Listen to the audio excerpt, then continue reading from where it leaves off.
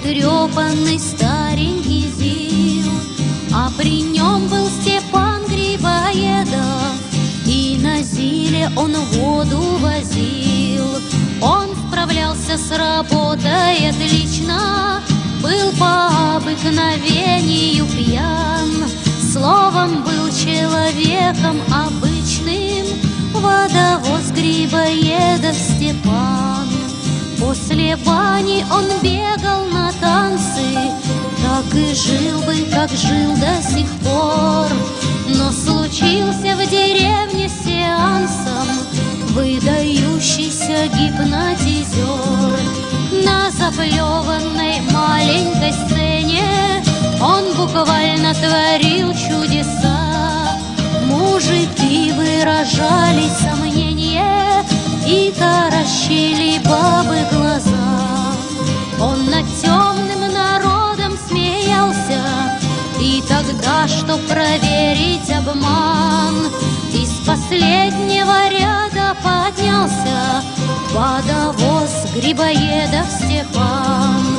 Он спокойно вошел на эстраду, и мгновенно он был поражен гипнотическим опытным взглядом, словно финским точеным ножом. И поплыли знакомые лица, и приснился невиданный сон. Видит он небо Аустерлица, он не Степка, а Наполеон. Опаленный горячим азартом, он лупил полковой барабан. Был неистовым он Бонапартом, водовоз Грибоедов Степан. Пели ядра и в пламени битвы доставалось своим и врагам. Он плевался словами молитвы незнакомым французским богам. Вот и все, бой окончен, победа, враг повержен, гвардейцы шабаш.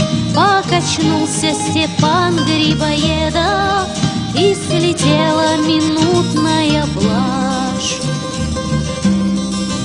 На заплеванной сцене райклуба он стоял, как стоял до сих пор, а над ним скалил желтые зубы выдающийся гипнотизер. Он домой возвратился под вечер и глушил самогон до утра. Всюду чудился запах картечи, и повсюду кричали «Ура!».